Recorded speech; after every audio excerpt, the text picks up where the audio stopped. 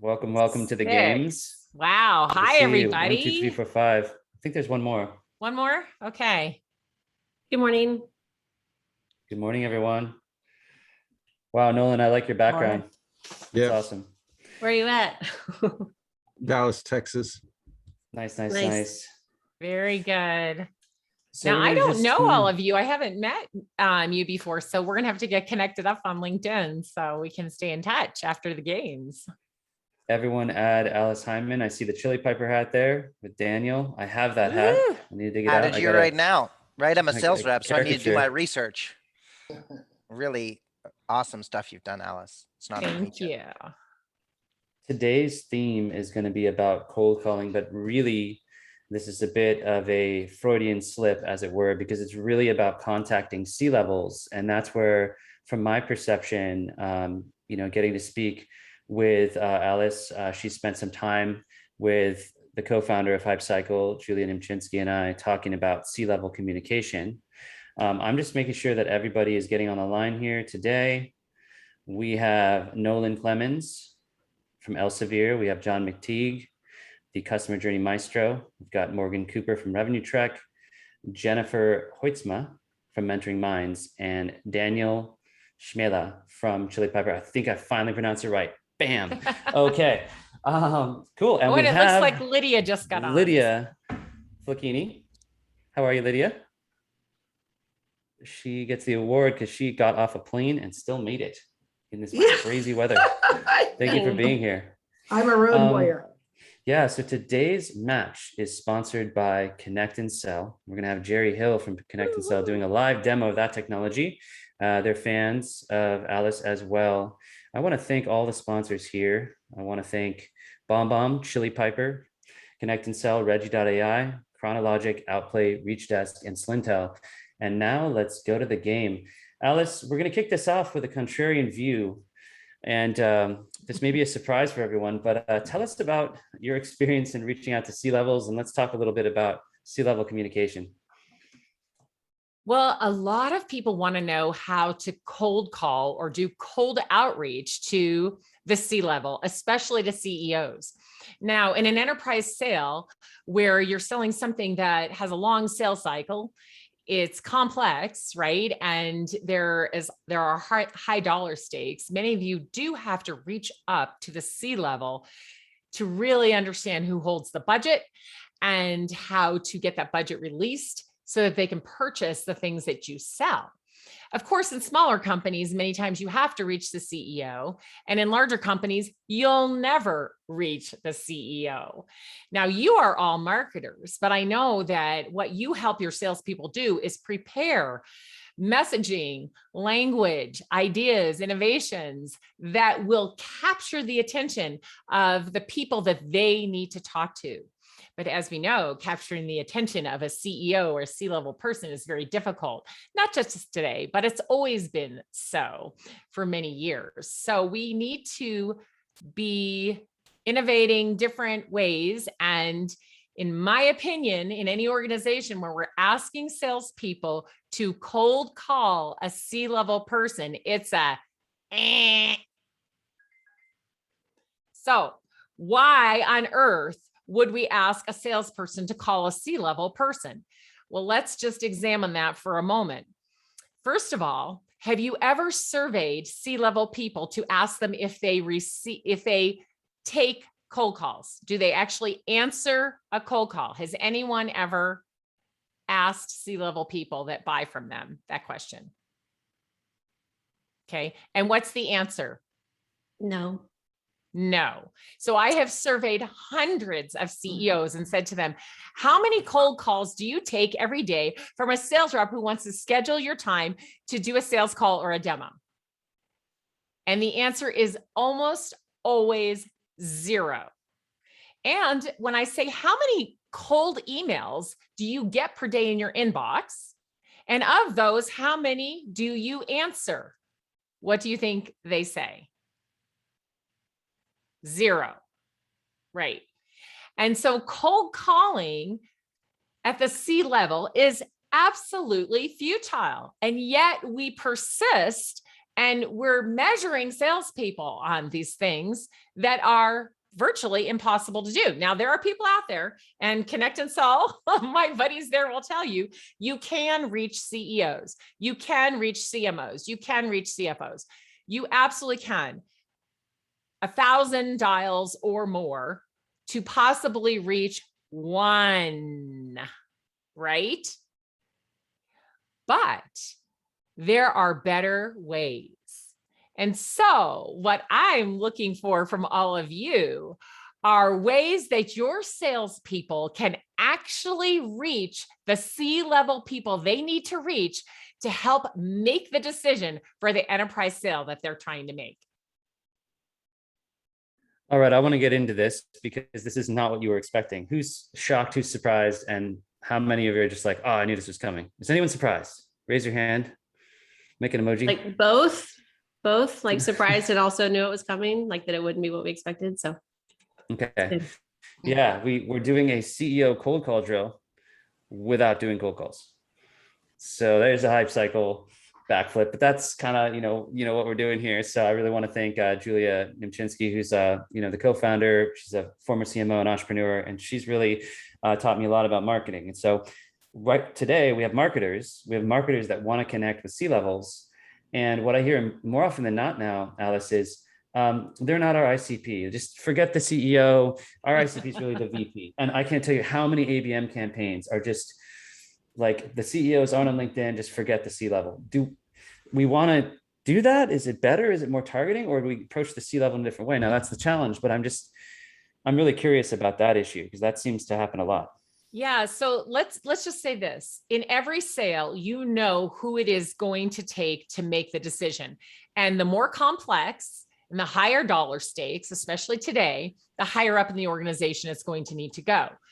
You know whether you can close a deal without the CEO's input or not, right?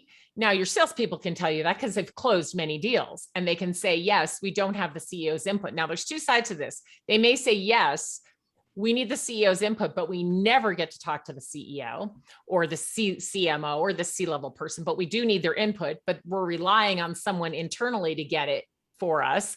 Or they can say, we can close the deal without it, but then after the deal is closed, the bow tie that Jocko talks about, right? You've got to expand. And at that point, you have to meet the CEO. Now, if you're a small company, let's say between 10 and 100 or 200 million, selling to a multi-billion-dollar company, you're not going to meet the CEO, and you don't need the CEO in most cases, not all, but in most cases, to make the decision. So you have to know for your own sale, by researching with your own salespeople and your own customers, to find out exactly who does need to be involved in the deal. But where we do need C-level approval of some type, we have got to figure out how to position our salespeople better to be able to get it. So no, we shouldn't give up on it is the answer, Justin. Don't just go for the VP level. Yes, you continue to try and get that C-level that you need involved. Here's my question, and there's a lot of very senior marketing and sales folks here, and a lot have, gone to the dark side, which is, you're in marketing and you tried sales, or you tried sales and stayed in marketing, but whatever it is. One of my things is, I learned this from Jack Canfield, is feel the fear and do it anyway. And there's somewhat of a stigma and bias to the younger SDRs that they don't feel that they can call in high, but and some are fearful to reach up high. What I've found is a strange paradox is that the higher up you call, sometimes they're friendlier, and it's actually easier to strike up a conversation. And a lot of times, I talked to number 10 at Marketo. He's now at Syncari, and he says that he never gets a cold call, which is interesting. Now, he's in the VP marketing layer, right? He's not the CEO. But how do we get people to overcome the fear of reaching up high into the C-suite? You seem so calm. How did you get so calm about contacting C-level people? I think this is another subtext. Well, sometimes I think that 25-year-olds shouldn't be calling on the C-suite. It's really difficult to call on someone whose life you don't understand at all, right? So human to human, here we are.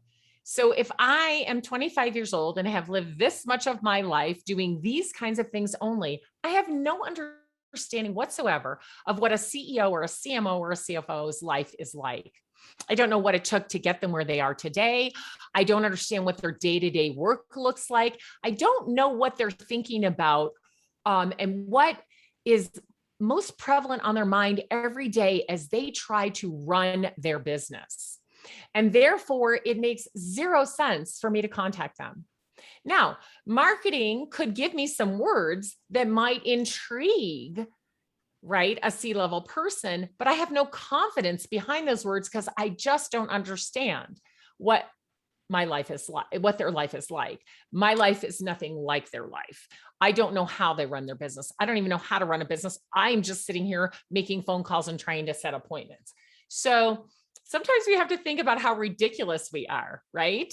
Why would you put a 25-year-old who doesn't have a lot of confidence, knowledge, understanding of the world of the person that they're calling on the phone to call someone? So it just simply doesn't make sense. Now, if you take a look at a more account-based approach and a team selling approach where everyone in the company plays a role, then you could much easier match like levels in the organization. So I think that 25-year-olds can call the C-level if they are well prepared and have some success. But I think that that is asking a lot. We've shared some contrarian views. I don't know. So we want to set the challenge, and then I think we'll try to bring on Jerry Hill from ConnectAndSell, just because Jerry may have some contrarian views. If that's okay, Alice. Absolutely. We don't want to undermine your 100%. Listen, I've known ConnectAndSell for years. I know Sean and Jonty and Chris Bill really well. I love them all. And I think that in some circumstances, ConnectAndSell is just the best for doing what we're trying to do. And then in other circumstances, it may not be. Let's set up the challenge. So we have a limited amount of time here, and you're all going to do something a little bit differently, I think, than you thought. Alice, what should they be working on? They're going to have 5 minutes on the clock. Right. So what I'd like you to do is come at me with first tell me, yes, indeed, we should be contacting the C-level before the sale, in the middle of the sale, at the end of the sale, after the sale is made. So let me know that for your company, depending on what you sell and who you're selling to, where you might need, it might not be a CEO, especially if you're calling a really big company, but it could be a CMO or a CRO or someone else with a C title. And then I would like you to give me some innovative approaches, some messaging that they would care about for what you sell, not generic, but for what you sell. What is a message that C-level person your salespeople need to get to? What do they care about? And then I want some innovative delivery mechanisms. So not a cold call. I want some other innovative delivery mechanisms. So we got 3 pieces, right? Tell me where, if calling a C-level person is needed in the sale that you make, where can we close the deal without it? And then we need it after we've closed the deal. And then the message that the C-level, your salesperson, if it's CMO, CRO, CTO, that they call on, the message that will make that person go, yes, I need to have a conversation. And then I want alternative delivery mechanisms. Yeah, so the way I'm interpreting this too is innovation, like what will be an innovative way. Example is, I remember someone down in Australia sent a shoe, but like a nice one, like a Converse shoe. And then I took this to a ludicrous extent, like a cake in the shape of a shoe, right? Like you could get really creative here. That's gimmicky. So maybe that would turn off a C-level, but we're going to put some time on the clock. I'm going to give everyone 5 minutes to make this more of a game. And let's see the timer. Cool. That's an actual timer on my burner phone. I use it on iPhone. I get a lot in trouble for that a lot. The story there though, my brother works at Google. Okay. So we wanted to try to bring on Jerry. He's going to do the demo later. But yeah, while you're thinking about this, you have 5 minutes to come up with the criteria that she put together. And here's the beauty of it. I want you all to contact Alice. Like, this is a realistic simulation. So some of you have products and services that she can use as the CEO. And she is one extremely networked individual. Wink, wink, hint. So Alice, we've got Jerry here. And Jerry, what do you think of all this? Because I know you personally and professionally, and I feel like you might have some contrarian views. Julia was thinking that we could bring you in for a contrarian view. Jerry. Welcome to the game. Sorry, let me come off mute firstly, and then I can finally get my voice out there. No, it's fine. Alice, great to meet you. And John T said to say hi, speaks very highly of you, by the way. So that's the first thing. Very good. Actually, not that controversial, not that contrarian. I think Alice is on the money. I'm not sure that we should be pointing 25-year-olds at calling CEOs at F250s, because what does a cold call need? It needs to become a business call pretty quickly, right? And there aren't many 25-year-olds in the world that have got the agility, acumen, or business awareness to be able to execute with, I don't know, a Jack Welch type figure at GE, assuming they can even get a hold of them. So I don't think there's much controversial in that opinion. But I always believe that it's your responsibility to always be elevating if you think you can provide value, and you should be doing that in every channel. Okay, I'm going to give you. Yeah, but I know that if I'm trying to get hold of Jack Welch at GE, it's going to take me 175 phone attempts to get hold of him and get through his 4 assistants. So you might as well try and do that as efficiently as possible. Right. So if you are going to do it, right, let's do it efficiently. I'm 100% there. And that's why I love and do recommend ConnectAndSell, because if you're going to do it efficiently. I just think there's more efficient ways than calling 175 times. Agreed. Yeah, I can agree. So that's what I want to hear from everybody here. But on the other hand, you can do both at the same time. Call them 175 times and do your innovative approach and see which one wins. Exactly. Here's the question. Sorry, yeah, Justin. I have a question. Right, Jerry? So I love what you're both saying. I want to flip it to both of you though and play the devil's advocate. Let's say someone is 25 and they really want to learn how to do this. I remember being 27 and I had to call executive directors. It's just what the job was at the time. Would there be a training program? Would there be a buddy system of spending time with a real live CEO? How does someone do it? 100%. So you got to go shadow somebody who does the job.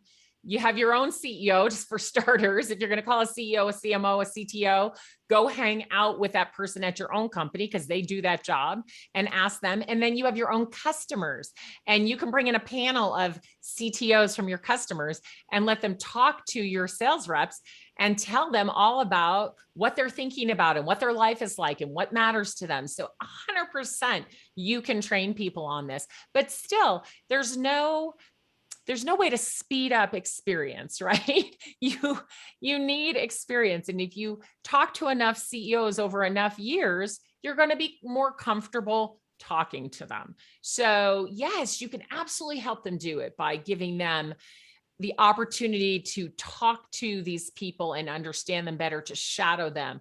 100% that will help. Yeah, I think it's about swim lanes sometimes, right? We've got a lot of brave, bullish, confident young people in that initial pipeline generating role for big companies. So there's something which inspires them there, and the ability to go out and land the meeting with the big whale matters. But I think you've got to have a really tight, defined, constrained talk track that keeps you at your limit of expertise before you go out and start promising the world to these people that actually know a lot better than you. And if we think about what the function of a cold call is for most people, prospects are happy to take them 9 times out of 10, providing it's a good one, right? But then what's it about? Well, it's about staying out of objections, and objections are just a way that prospects put up barriers to disarm us and get out the conversation with our dignity intact. Who's trickier than a big enterprise FTSE 250 or F250 CEO at getting people off the call, right? They know more about their business. So you've got to have the confidence to then remain suitably opaque. And then the conversations, well, I'm going to parachute in the expert in our next conversation. So if I'm setting junior resource to senior meeting origination, I want to make sure that I've got a defined peer that I can bring into the conversation who's actually going to solve the problem. I'm not going to solve it in that call. I'm just going to create awareness and be a function of marketing more than a function of sales, I believe. For sure. Absolutely. I just want to mention, and there's a lot of chatter in the chat about 25-year-olds. I'm going to say under 30, really, anybody who's new to sales or new to just cold calling or new to the life of the C-level people. So I could be 65 years old and never have called on a C-level person and not understand what a C-level person's life is like, or what they think about, or how they make decisions, and would still need that same training. So I don't just mean to say younger people. I mean to say anyone who is inexperienced in this particular thing or in anything, right, would need some propping up, would need some language, would need some understanding, some shadowing, some talking, about certain topics. So I'm not picking on 25-year-olds, just saying. Well, I think the best way that you can skill up relatively quickly so you can be effective is go out and read the Wall Street Journal, go out and read the Financial Times, read The Economist, read a business journal, but read their published stuff, read something about the industry, right? If you're not doing that and all you're doing is reading about your product, you're always going to be ineffective. So you've got to go out there and get that business acumen somehow, right? And you've got to be. We don't want to run out of time. These are amazing insights. I want to thank ConnectAndSell. Jerry, you and the company have been such a supporter of Julia and I and the go-to-market games and this community we're creating. I want to thank BombBomb, Chili Piper, Regie.AI, Kronologic, Outplay, Reachdesk, and Slintel. And we're going to go to the drill now. The time's done. Time's up. But Alice, any last words to warn them, inspire them, something they should be focused on while they share this with you? It's a competitive. I'm kind of mean. I know I don't look like it, but what I really want everybody to do is listen and take notes, because you're going to leave here, hopefully, and so is our audience, with lots of ways to effectively contact C-level people that are innovative and don't require cold outreach. So let's go. Let the games begin. All right. First of all, everyone raise their hand if you want hard feedback, or do you want hard feedback? Or do you want me to be nice? Everybody wants, so Okay. Marketers have a very thick skin and they prepare. This is something I've learned. I think that's a positive generality that I have seen about marketers. Who should go first? Alice, you're the John raised his hands. Let's go, John. I'm ready, Alice. All right, I'm taking notes. I'm putting 3 minutes on the clock for time. Let me set it up here. I've got 3 minutes. Go. Okay, I think that we should be contacting the CEO. The CEO, it depends on timing more than anything else. And it depends on what the situation is. So if the CEO is responsible for something, so in my little script, I'm gonna bring up an example. They're hanging themselves out in the wind and they want to hear from people. They want to know whether this is a good idea or not. And that's a perfect time to get in touch with the CEO. I've been there myself several times, and I'm very comfortable talking to the C-suite. I'm usually a little bit obnoxious because that's just my personality. But so I'm going to dive in here. I'm going to sort of pitch you as if this is a cold call, but it could be an email. It could be anything. So your salespeople do need to call on the CEO before they can close the deal in some circumstances, but not. Yeah, actually early. Okay. The earlier the better. Okay. As soon as the word hits the street, kind of thing. Okay. All right. So hi, Alice. I'm John McTigue with the Customer Journey Maestro. I'm calling you because I enjoyed your LinkedIn post this morning about transforming your company to a 100% customer-centric mindset. And I wanted to ask you a question or two about that, if that's okay with you. Sure. Awesome. Well, here are my questions. So what prompted you to make this decision now? And how did you plan to get started with this? With the customer-centric mindset? Yeah, I mean, it's a big transformation, right? The whole company, the whole culture, everything needs to be customer-centric. Why? Well, I have believed this for 20 years and have worked at making my organization customer-centric for 20 years. Cool. Well, I know how tough it can be because we actually help CEOs like yourself go through this transformation. We've done it with many, many companies. And there's certain things that work and certain things that don't. So if you're interested, I'd be happy to set up a chat with you this coming week, and we can dive in, just kick some ideas around. You know, I'm not trying to sell you anything. Just wanted to lend you some words of advice from having been there myself. Are you up for that? No, I don't think so. Okay, cool. No, I get it. You're very busy. You know, you're rolling this thing out, and I know how tough it can be to get started. So, look, if it's okay with you, I'd love to connect on LinkedIn. I can share some of our experiences with you that way and help you out any way we can without taking a minute of your time. Is that okay? Okay. Cool. All right, I'll connect with you right away. Thanks. Dusty, it's the first one. We're not going to coach it yet because in the past, we've done coaching along the way and then everyone learns and it's not as fair. So to the next contestant, great job. John, thank you for jumping in. And let's go to the next contestant. Who should it be? Oh, Morgan. Lydia asked to go next since she might have to go. Oh, Yeah. Okay. Yes, Lydia. That's fine. I'll try to join in. Alice, bring. Hello. Hi, Alice. Oh, sorry. I don't answer cold calls. Oh, Alice, this is Lydia Flocchini with SharePoint Technology. Would you have 27 seconds? I know this is a really busy day for you. I don't. I actually answered the phone by accident because I thought it was my son calling when I glanced at the phone number. Yes, you know, I just want to let you know, we have a breakthrough here at SharePoint, which enables leaders like you to uncover visibility into the data and analytics that they need to learn more about their profitability. Gosh, Lydia, I'm so sorry. I really just don't have time. I'm just about to jump on another meeting.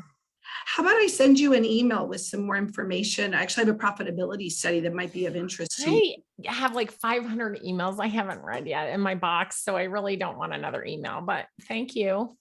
Well, if you can grow your profit margins, it may be of interest to look at it. I'll reach out again. I think it'd be worth your while. I've worked with other leaders like you who have shared that they're struggling with trying to uncover this information. Okay, gotta go. Bye. Thank you, Alice. Thank you.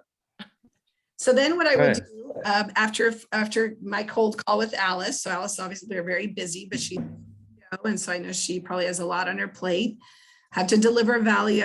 So I don't care how old you are. I believe truly that if you're a domain expert, industry expert, you know your product, you should go for it because we all start somewhere. So that's sort of my little words of inspiration for everyone on the call, because we all started somewhere, but it's all about being a lifelong learner. And I really believe that. So from here, what I would do is send an email that conveys the said message when I talk to Alice, which is about this breakthrough.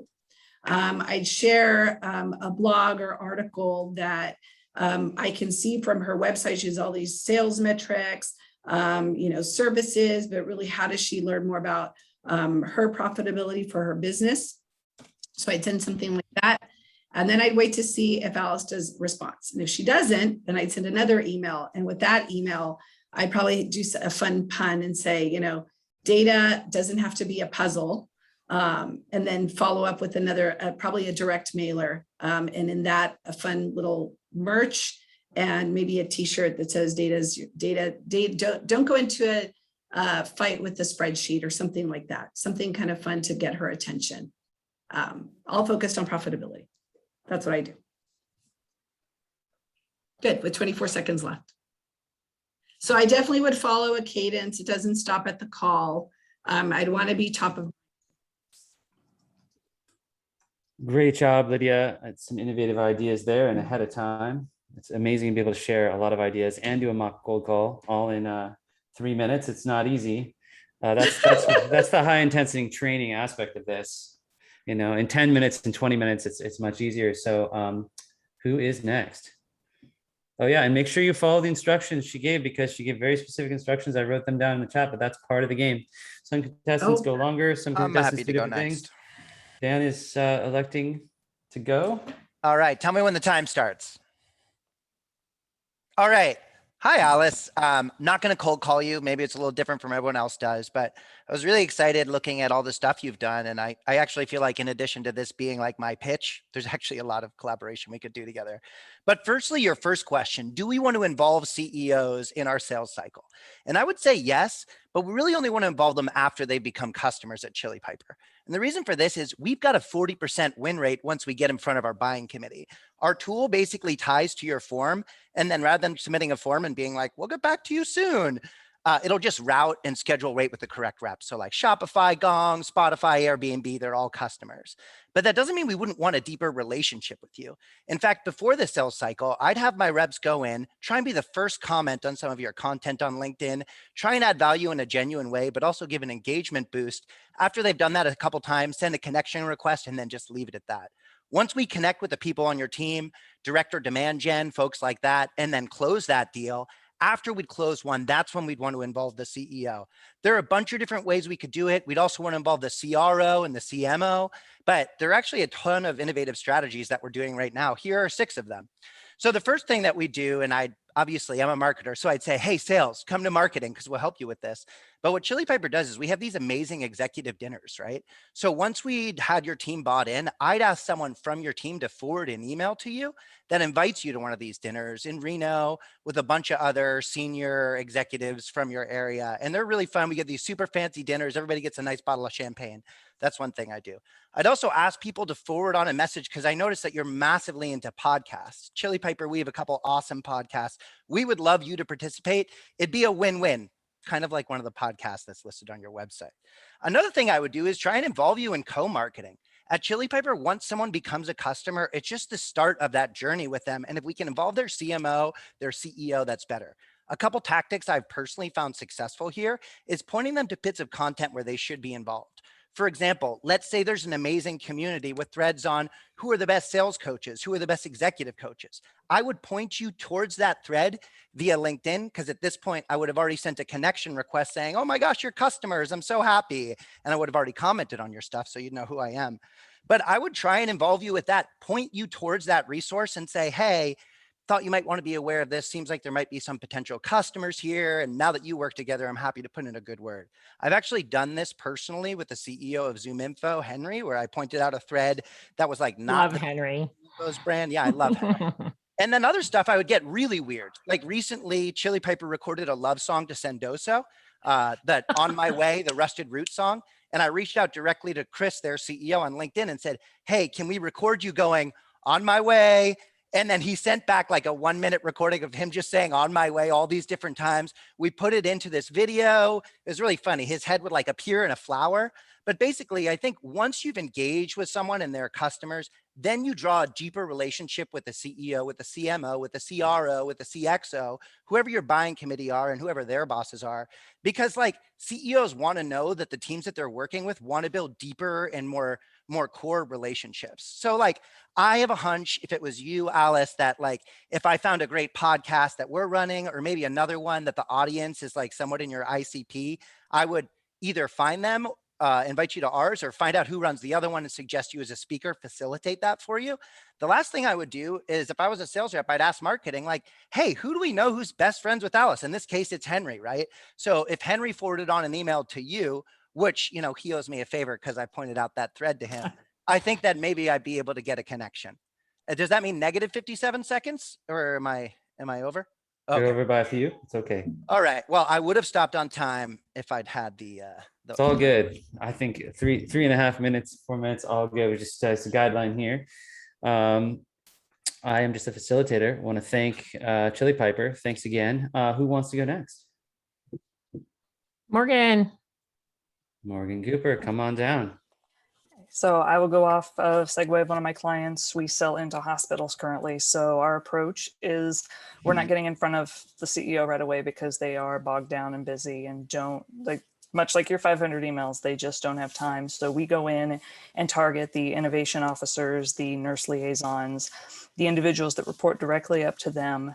And the product that we have is, with all the landscape changing, we're an assessment tool that comes in to show where there are barriers internally and externally or within teams and communication. So to kind of relay the landscape with all of the chaos that's come on in the last year or so. So once we've actually gotten on the touch point with those two individuals, and that involves sending them a variety of our content, queuing them up with some of the knowledge-based things that they can actually tactically implement with their teams on both fronts, because you're dealing with suits and scrubs at that point. It's at that point that the team then is able to, we equip them with things to pass up to the CEO and the leadership, whether that be some tools that talk about the monetary balance of not doing these things is costing us X. Hey, we're having trouble with recruiting, that's costing us X. All of these pieces of impact that kind of hit it home a little more, that get our name in front of them. Our audience is also not on LinkedIn that actively and on social. So getting that liaison piece to pass up the chain is much more effective on that front. At that point on, when we have the meetings with the innovation officers, are usually the first individuals to take course. We actually use it as a direct route for them to invite the CEO at that point, that they should be comfortable enough to say, we need this.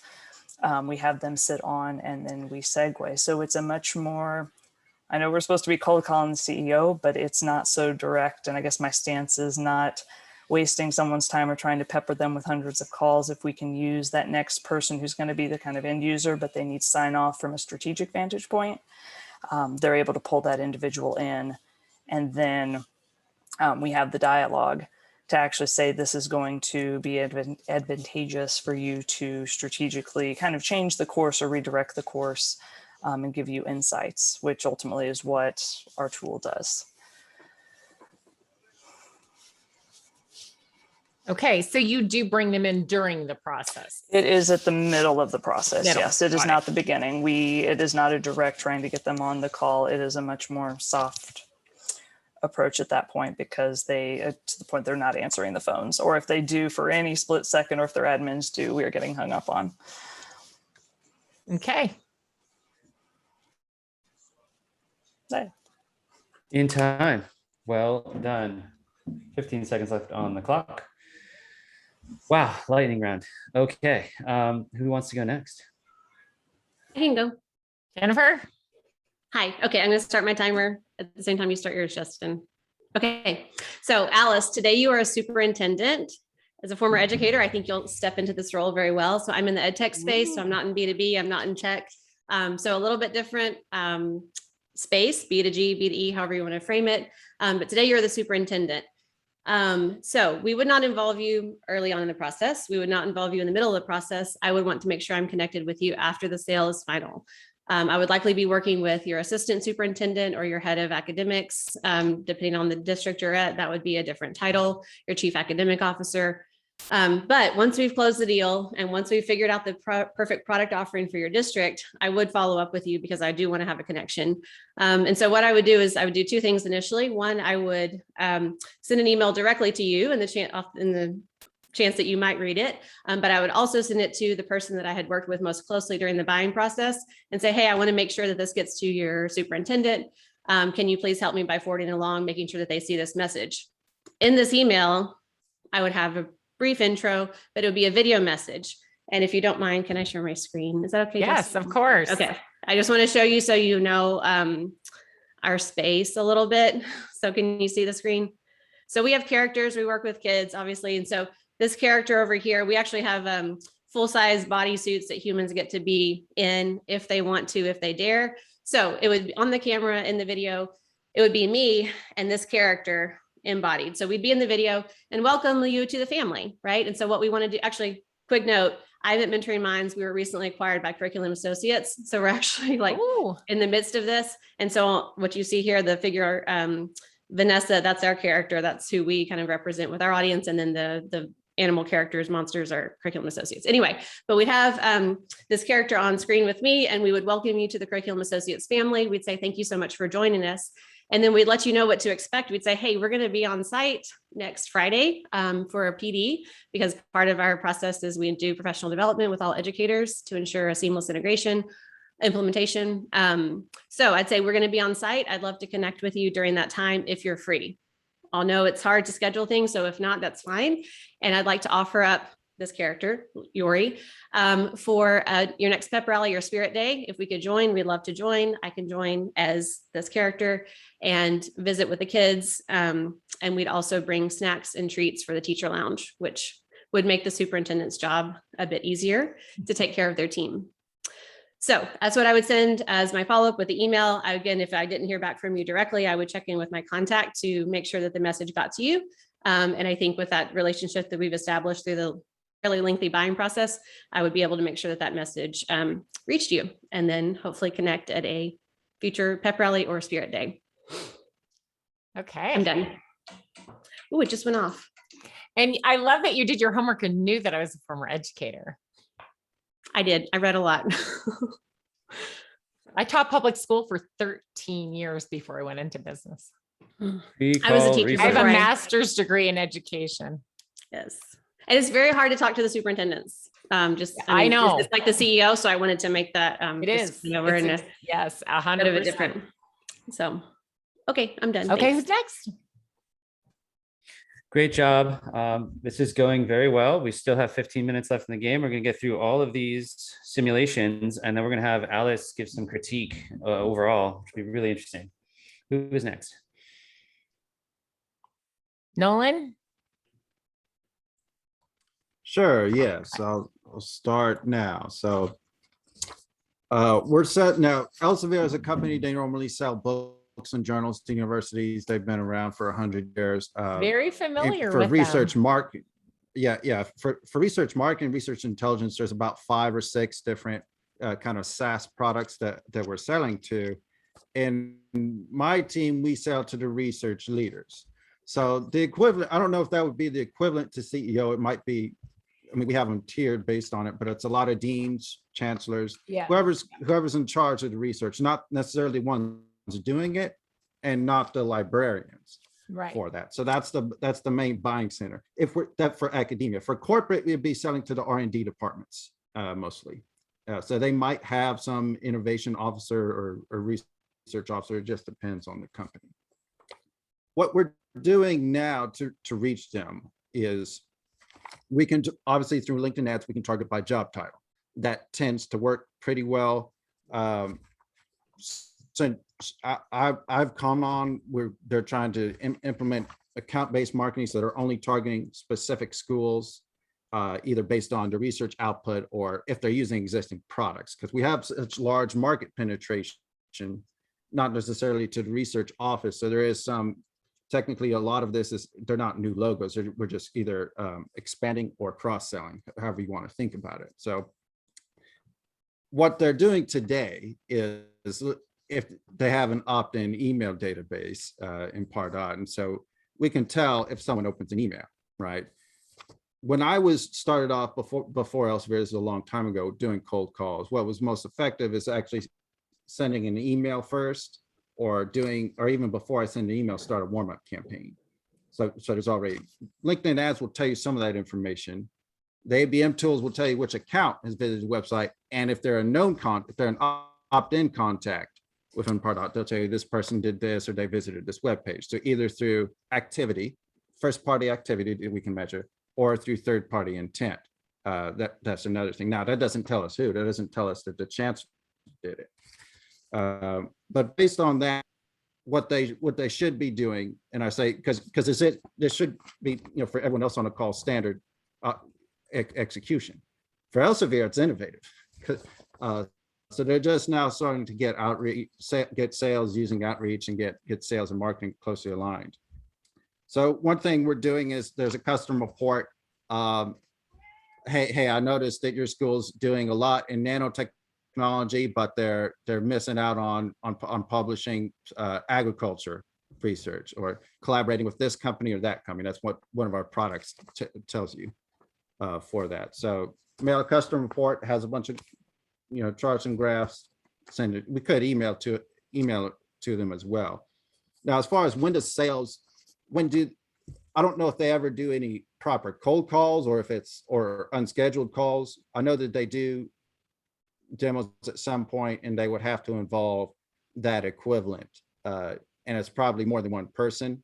And there's probably other stakeholders across various departments for these universities to get involved with that. So now, and this is something else that kind of inspired me. Another thing they could be doing is inviting them, because we do have a podcast called Research 2030, and inviting them onto that.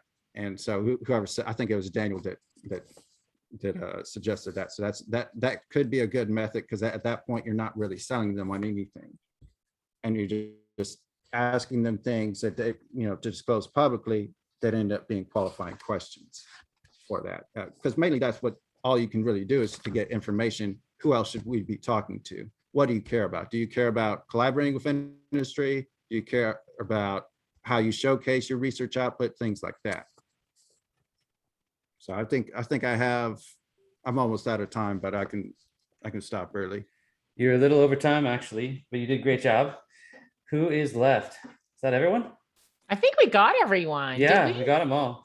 Little housekeeping. We have ConnectAndSell in the building. They're going to come here. Jerry's going to do some live fire on the weapon, the ConnectAndSell, a weapon of market domination tool. We want to thank ConnectAndSell as the marquee sponsor of this event.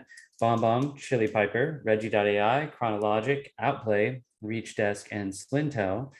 And yeah, we want to go now toward coaching. Alice, who are the top two and why, or just general feedback? Yeah. So my top two are Jennifer and Daniel.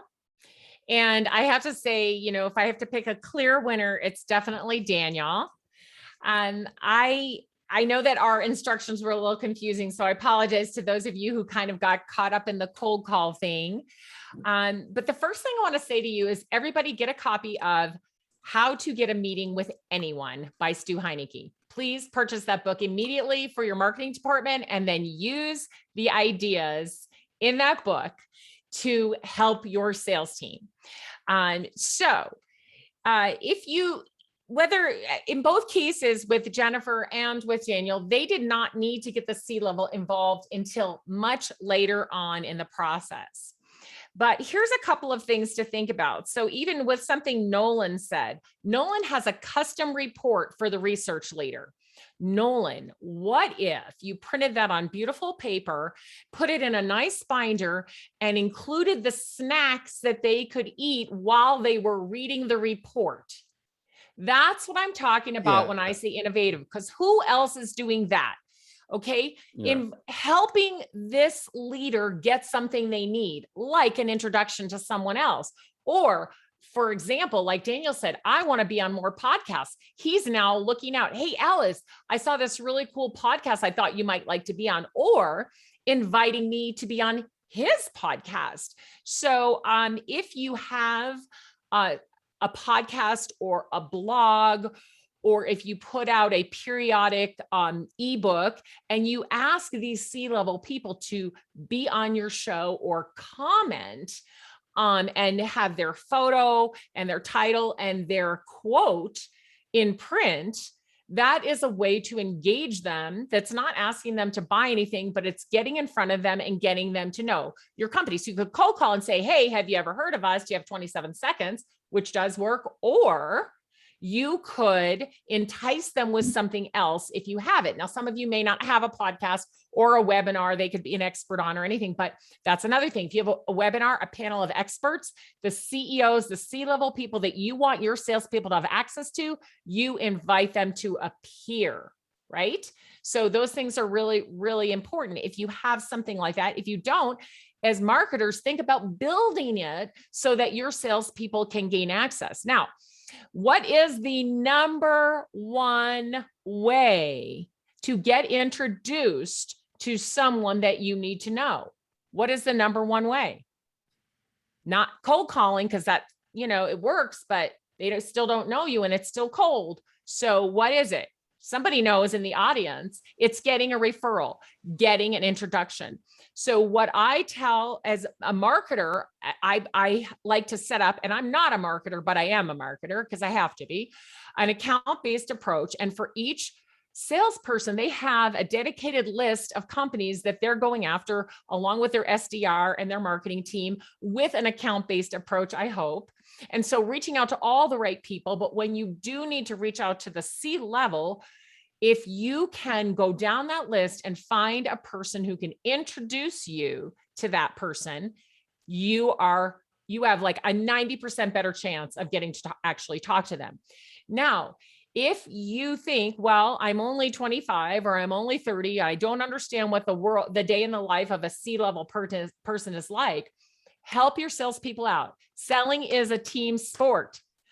Get the right person on the phone with that CEO. So let's get an introduction to that CEO and put our CEO on the phone with them to talk about industry trends. Or let's put our CMO on with that CEO, or that our CMO with their CMO, our CTO with their CTO. So again, you can't do this for every deal, but for the big deals that really matter, for the brands that you really want to bring in, you plan an approach. You don't just let salespeople go after it haphazardly. You have your list, you have your account-based approach, you know all the players that you want to get to, and you find someone to make an introduction and you level up. So you level who should take that introductory call, not always the salesperson. So number one, I want you to help your salespeople learn how to get introductions. And I'll tell you, there's a LinkedIn learning course that is the best in the world. It's by Joanne Black. She has no more cold calling. She has a LinkedIn program that teaches salespeople how to get an introduction. Now you have to help them with the list and the account-based approach and the words that are going to get the attention of that C-level person once they get the introduction, but she teaches them exactly how to do it. So don't bypass that. It is so important. And you could make 1,000 calls, and yes, you will reach someone, connect and sell. However, when I ask for 5 introductions, I usually get 4. And most of the time I'll get 5. So what does everybody want? They want more sales conversations. Introductions get you more sales conversations. Now, just like with a cold call, that doesn't mean that person's ready to buy at that moment in time, even though they talk to you. But then we know what to do, right? We nurture them. The learning course is called, just look up Joanne Black, and it's how to get referrals, I think, or referral selling. It's called Referral Selling by Joanne Black. So some of the things that you can also do if you need to get a CEO's attention is you can think about something that they need to know or want to know and deliver that information to them yourself or through someone else. Or you can do crazy things like Gary Vee one time did for a CEO he wanted to get a hold of.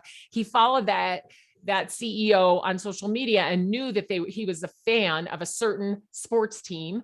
And he went to that sports team and got a jersey of one of the players that CEO loved and got it signed and framed it and sent it to him. Do you think he got a meeting? Of course he did. Now, can you afford to do that? No, but take that idea and whittle it down to something that you can do. Right? Something that you can do. So I loved all the ideas let's see, sorry, I'm looking through my notes that Daniel from Chili Piper said, because I think all of those things work really well. They could work just as well at the beginning as they do at the end. So think about, what does a C-level person need to know? And what is the best way to get that message to them, and who is the best person to get that message to them? I see all kinds of creative things going on in the internet with songs, and Daniel also mentioned songs. The co-marketing ideas are fantastic.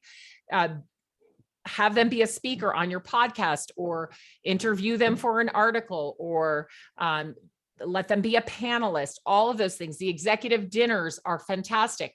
You have the CEOs who know and love you from your customer base.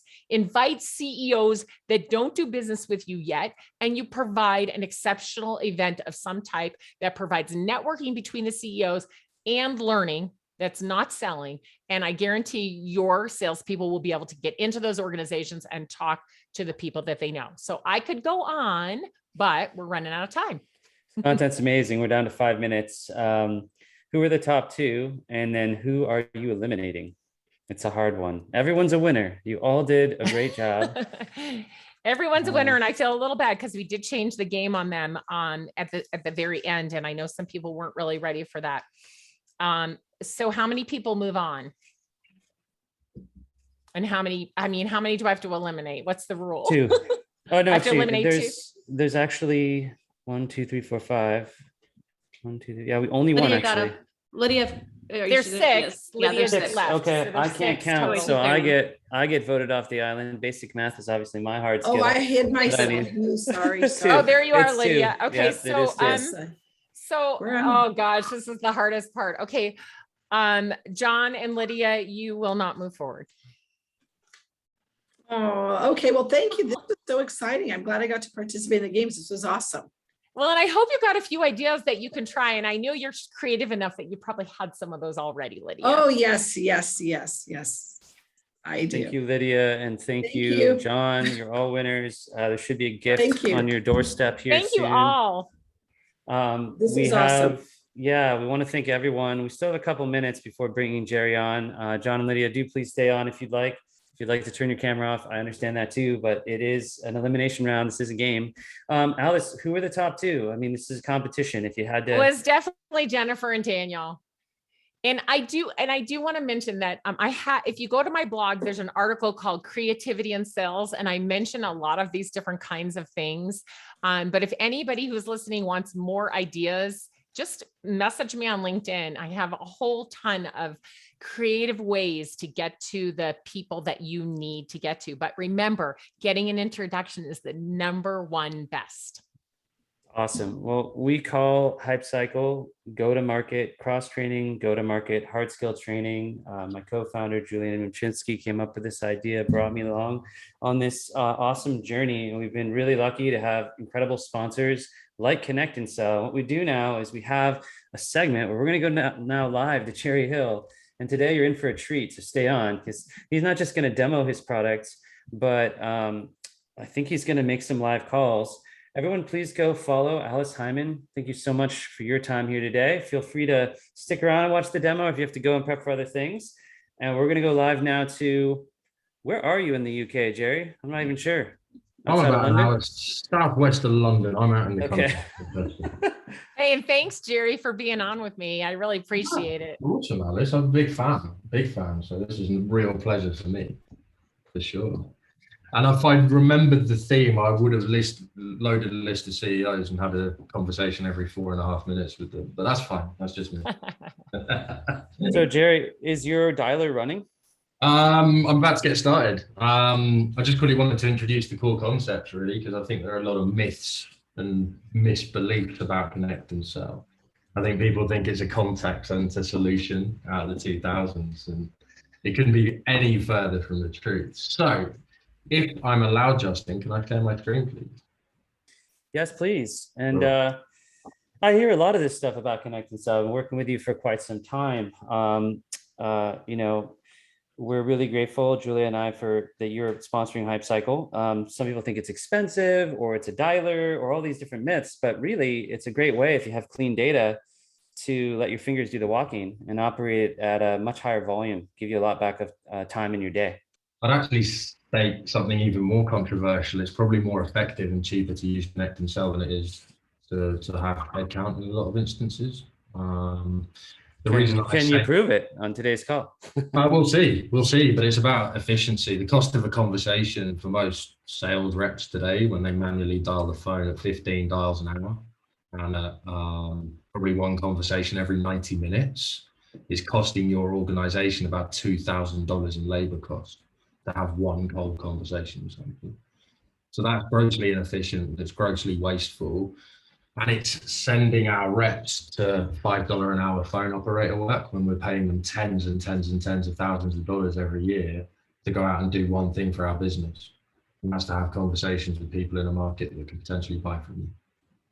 So we're paying people to do the wrong work, right? We're paying people to build lists, clean lists, drive through manual dials, to not have conversations with people. So it's a grossly inefficient world that we live in today. So for ConnectAndSell, we believe that the world needs to do a better job at one thing, which is help drive content to the market, content in the form of conversations. Content in the form of conversations. So actually, what do we think of ConnectAndSell as a result? Well, we don't think it's a tool, because tools are for gardeners. This is a weapon. This is how you go about starting the process of curating market dominance. Because if Justin's my competition, and Justin's speaking to a chief revenue officer every 90 minutes, and I'm speaking to 8 chief revenue officers in the same amount of time, the maths would dictate that I'm going to win the race to that market ahead of Justin. So then it becomes about labor efficiency and cost and value in a slightly different way. How do we get our salespeople doing effective work? Now, for the marketers in the group, this is where you provide them with those awesome marketing initiatives. You're going to send some swag, Daniel? Brilliant. Give us a list of people that have engaged with our content so that we can now have a conversation with them every 4 minutes in the same way, less cold. You've got 122 opportunities in your sales force today, and you can't get a single one of them back on the phone to tell you no, they're not going to do business with you. Put them through ConnectAndSell and have the conversation. So it's a conversation weapon. Now, the way that it works is really dynamic. And I think there are a lot of people who don't understand how this mechanical Turk, this weapon of market dominance, goes out and does its thing. And I'm going to show you live in about 2 minutes time, but I'm going to dispel a few of the myths. ConnectAndSell is a human in the loop technology. It combines the best stuff that technology can do for us today, which is drive volume and velocity and process information, but it's going to combine the best of what humans are best at today, which is active listening, having conversations, working through processes like dial by name directories, gatekeepers, phone trees, IVRs, voicemails, so that your salesperson never has to consume that. And here's the best bit, only ever talk to the intended prospect that's on your list. Nobody else. Just that intended prospect that you want to speak to. So how does it work? Well, we've got our sales rep over here. Okay, we've got Jerry Hill over here. I log into the weapon. I load a list. That list comes from my sales tools. Today, I'm going to be calling existing customers of SalesLoft, by the way. I then put my headset on. I dial into a phone bridge and I press the go button. Now, when I press the go button, the technology, in the form of machine learning, next generation telephony, a bit of database, and some labor, human labor, all of these stormtroopers in my Death Star, 620 of them now actually, the slide's out of date, all start going to work on my behalf. The system, the technology, is launching 5 to 7 dials against that list at the same time, in parallel. And then behind each and every single one of these dials, this human labor pool who act and feel and behave like executive assistants on my behalf, do the $5 an hour grind work so that I don't have to. 3.5 to 7 minutes in, first conversation, instead of waiting 90 minutes for that conversation to connect in the same amount of time if I was dialing the phone manually. Alex picks up the phone. My navigator throws that onto the phone bridge for me. I hear a beep in my headset, screen card pops up in front of me saying Alice Heiman. I go, hey Alice, I hear you don't believe that cold calling CEOs works. I want to prove you wrong. How about you and me go on an experiment for a day? If I win, you give me lunch. If you win, I'll take you out to dinner. How's that? We wrap up the call. I move on to the next conversation. So I'm going to show it to you in action.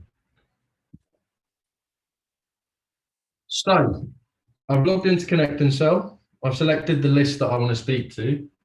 The first thing that I'm going to see are some settings. So there's a bit of intelligence inside of ConnectAndSell. You know, I'm based in the UK. God forbid I load an American list or a global list at 8 a.m. London time. And Alice, John T. McLaren or Chris Beale are in that list, and I get them at 2 in the morning when they're trying to sleep, right? That would be God forbid. So essentially our system's sniffing out time zones, country codes. Then I can make this list as precise as I want to be. You know, a couple of C-levels have slipped in. I don't have a talk track for them today. And then I can change some of my configuration. You know, I can change the number of times per day I'm going to call that prospect. I can change the maximum time between those dials. and the maximum number of contacts. Now I'm pretty satisfied that I'm happy with the way that this is set up for me today. Just VPs, US, CST, EST. Yeah, we're all good. It's a precise list. I'm ready to go. Press submit. Now there's the spinning wheel of death that exists in all technology applications today. So we wait a minute for something to render, but that's fine. Unfortunately, I don't have another 25,000 slides to bore everyone with. So we've got to go watch this go in real time. And now I've got my list. Now I'm going to be quite good about privacy and get rid of those company and job titles, but this is a real list. These are people I want to speak to. They're all roughly VP level. They're all responsible for something in a go-to-market motion. I get a bit of control now. You know, I might not want to speak to somebody, so I can take them out of my list before I press go. Now you'll notice up here at the top of the screen, I've got phone numbers. For all of those people in the US, this is what a British phone number looks like. It's long, there's lots of numbers, okay? You'll notice that I've got my Ring Central desktop phone ready to go. I'm just simply going to cut and paste that into my Ring Central phone. Me doing this now as me jump in to ConnectAndSell. I then just follow the prompt. Log in. Please enter your agent number followed by the pound key. You'll see here at the top I have an agent login. Please enter your password followed by the pound key. Thank you. User logged in. Awesome. Now you might have noticed this went green, telling me that I can now press go. All right. Now the theme here, the action, the thing that I just did was simply tie in a private conference bridge to the software. And that allows me to allocate those executive assistants to my session. Now I'm going to be honest with you, I'm a bit shaky. My nerves are up. My heart rate's probably up at about 110. I'm pretty good at this, but guess what? Cold calling sucks sometimes still. You're still going to get your ass handed to you every now and then. So you might see me be a hero. You might see me fail miserably. I can promise you these lists simply have not been curated on my behalf. These aren't friendly people that I'm speaking to. I've never spoken to anybody here. Now, what you're seeing on my screen is that the system's now threading out 3 to 6 dials on my behalf. Behind each and every single one of these dials, that human labor is going to work on my behalf right now. So they're basically taking on all of the inefficiency for me. If we watch this count, I've already executed 5 dials, 7 dials. Where have those dials gone? Probably mainly to voicemail, probably target not available. But it means I don't have to consume that work because these 7 dials would have probably have taken me somewhere in the region. Hey there, Jerry Hill here calling with ConnectAndSell. Leslie, I know I'm an interruption. I wondered if I could steal a few seconds to share why I'm calling. I'm sorry, we have a really bad connection. Can you say that again? Yeah, sorry, Leslie, it might be my accent. I'm calling in from the UK, so apologies for that. You might not be able to understand my accent. My name's Jerry Hill. I'm Senior Vice President at ConnectAndSell. Interrupting your evening, I appreciate that. I was just wondering if I could grab a couple of seconds to share why I'm calling. Is that all right? Just real quickly, what is this regarding? Yeah, so Leslie, my company's discovered a breakthrough that's helping you eliminate the fear and uncertainty that prevents your best salespeople from being able to use the phone effectively. The reason I called was simply to see if I could grab 15 minutes with you to share this breakthrough. Would that be possible? Okay. I don't think I'm the right person for you to be talking to. Okay, Leslie, would there be anyone in the company that I could speak to that this would be important to? She hung up on me at the referral. But Well played. here's the key thing, right? I didn't need to know a huge amount about Leslie. I needed a list of VPs of sales because salespeople care about execution. Sales leaders care about execution. I just needed a message. I needed a list. That's it. Now I'm about 2 minutes into this dialing session. In those 2 minutes, I've already displaced about 45 minutes to 1 hour of sales rep time using the phone manually today. 1 hour has been displaced in about 2.5 minutes of execution. Now, here's the interesting thing. I'm going to call Leslie back because we know that if we get people back on the circle backs, we make more money. We're going to get patch stacks happening for us. She didn't say no. because she didn't give me enough information to disqualify herself. So I'm basically going to say, no current interest, follow up later. I'm going to call her back in the new year. I'm going to be fair to Leslie, right? She sounded busy. I'm going to write a script for that conversation. Yeah. Leslie, we spoke, what's the date today? If you do another call, can you ask them what they're currently using to manage their resources? Yeah, of course I can. Yeah, of course I can. You can write it right there. Yeah. So this is basically me curating my next set of conversations with these people. I'm building a follow-up list. I'm going to call that follow-up list once or twice a week. I'm going to get Leslie back on the phone. I'm going to say, Leslie, don't expect you to remember. We spoke on the 26th of October, 2020. I caught you in busy work. You suggested you weren't the right person for the conversation, but you didn't tell me who I should be speaking to. Thought I'd try again. And then I just need to set the disposition. That's going to track back to my Salesforce. So I've got an accurate reflection of what happened. And then I can just say, caught her at a bad time. And I'm pretty happy with this, ready to go. Next call. And when I do that, that's sucking information back to Salesforce. It's setting up a task and a notification to call Leslie again in the future. And we go again. My system started doing 3 to 4 dials for me. I'm at 11 dials, 1 conversation. I've done it in about 2 minutes. In 90 minutes, I could potentially have 10 to 11 conversations. I'm a 10% dude. I'm going to get 1 meeting in the same amount of time. So I'm absolutely producing rep efficiency in a very, very different way.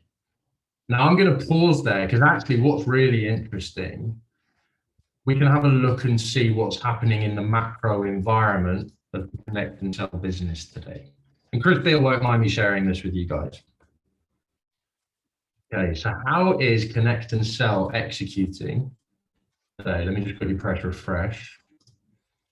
You should be able to get a real-time leaderboard. I'll quickly talk you through some of the analytics and some of the improvement measures on offer.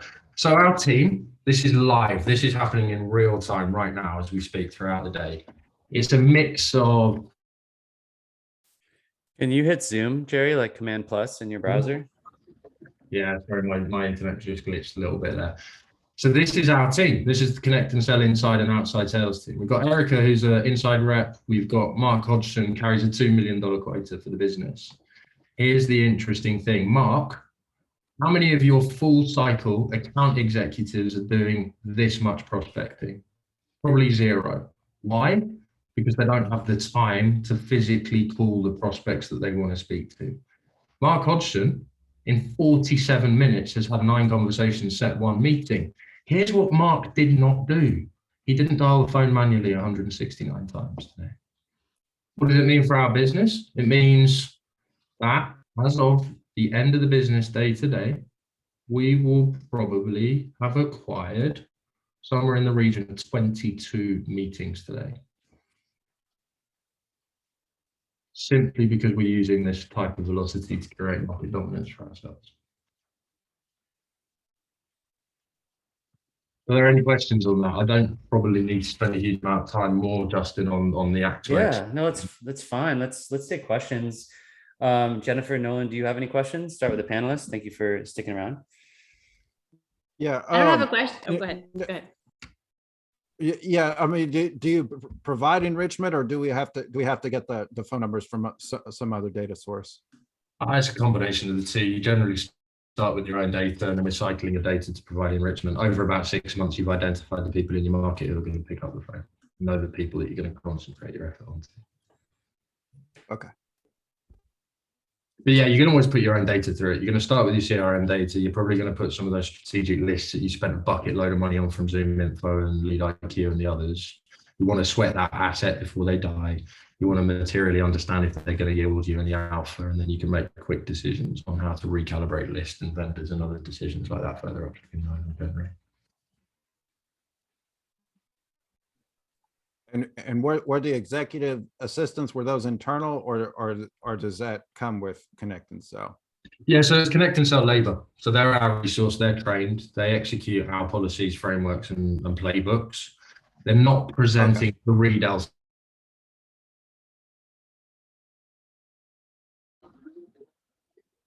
Sorry, my internet glitched a bit again then. Nolan, they're presenting for you. They're not presenting for the company. So we don't train them on your value prop, your breakthrough. We just simply say, I have. Oh, I see. I see. Video to my internet. Yeah. I think Jennifer, you had some feedback too. Yeah, not a question. I was just super impressed. Like you leave the note there, like so you're queuing up your list as you go and like making the notes, and it's like less clunky. I mean, you make the notes in the CRM and it's there when you find it later, but like you're already like queuing up the list. You're like saving, I don't know how many steps, right? So Yeah, absolutely. Yeah, I mean, the big rep in discipline that seems to exist in the world today is sales leaders and coaches don't index the value of following up enough. yeah. Right? Speaking to somebody once in an ambush, you're probably only going to be 20% good at that.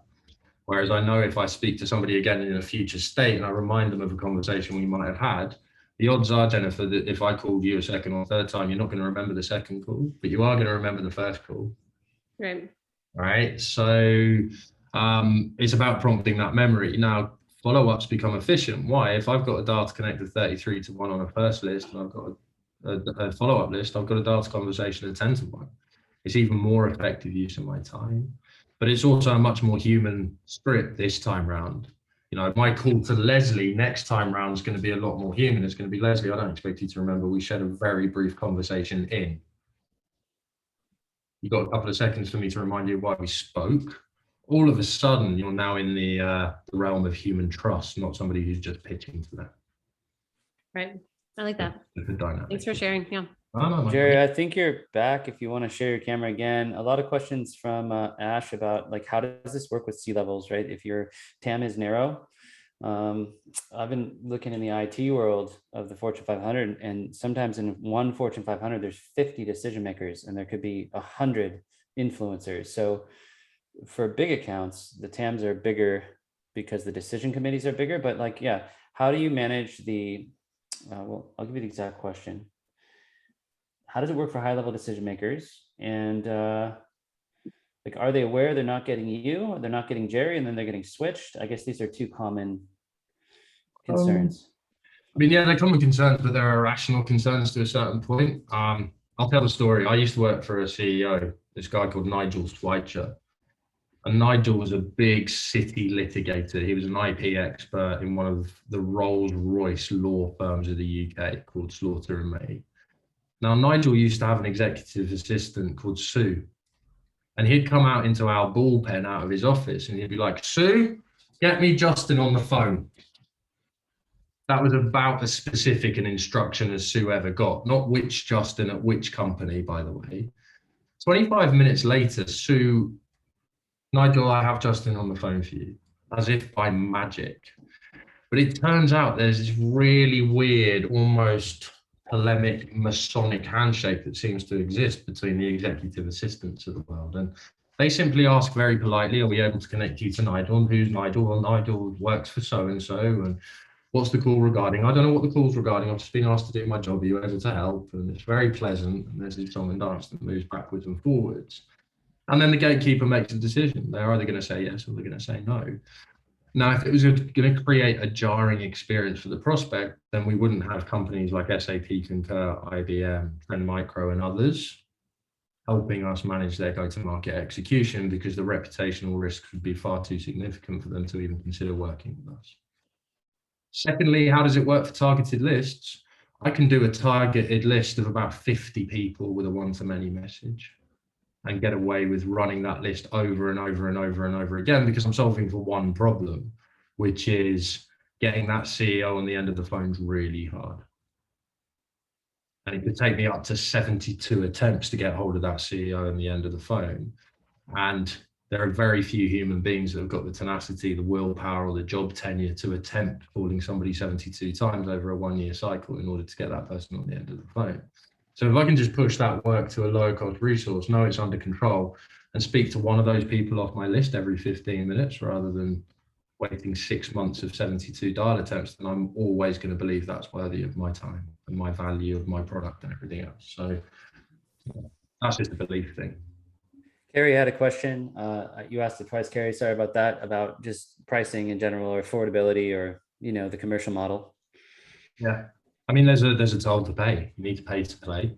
But it's fundamentally a lot cheaper than the alternative, which is stacking up your GTM with a lot of headcount who takes 3 to 4 months to ramp and all this other stuff. So generally, the way that I think about it, I'm going to share my screen again. You can see my screen, hopefully. Right, if I look at Erica, she won't mind me saying this. I pay Erica $5,000 a month to be a really good inside sales rep. Now, in a normal working day, Erica is only having 3 to 4 conversations. In ConnectAndSell, she's having 67 conversations, which is about 20x what Erica will be doing working anywhere else, or as a customer at ConnectAndSell. Now, here's the thing. I'm not paying Erica $50,000 a month now to do 10x the work. I'm simply taking Erica's labor rate at about 85% the cost of my daily headcount cost, and that's what I'm paying for ConnectAndSell. So if my daily headcount is $6,000, I can definitely afford another $250 to run ConnectAndSell for 2 to 3 hours and 10x one of my reps. That's cheap, if you ask me. That's affordable.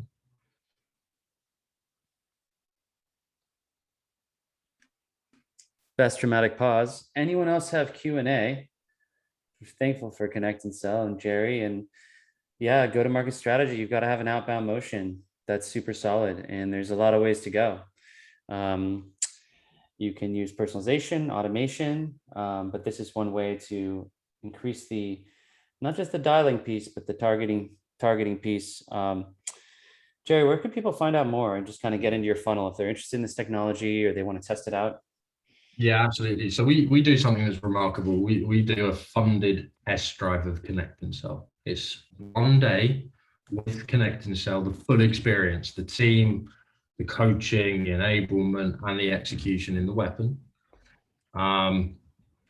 We fund it for a range of reasons. Every single customer and every single prospect that runs through ConnectAndSell is uniquely different. So a demo like this just doesn't stand water. You need to feel it. I think about it like getting the F1 car out on the track for a day and seeing if you're capable of driving that fast. So we can talk about that.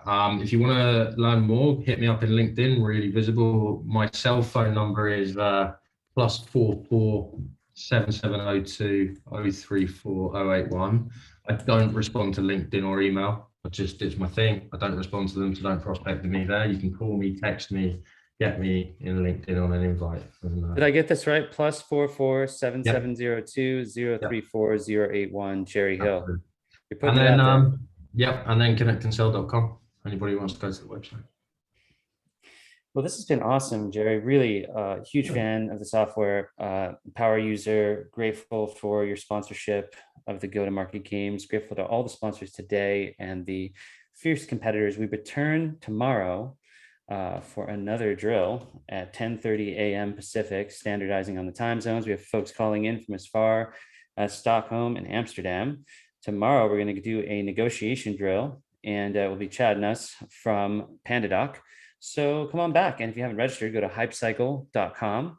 I am Justin Michael. Want to thank my co-founder, Julia Nimchinski. And yeah, we will see you tomorrow. Thank you. Thanks, Justin. Thanks, Jerry.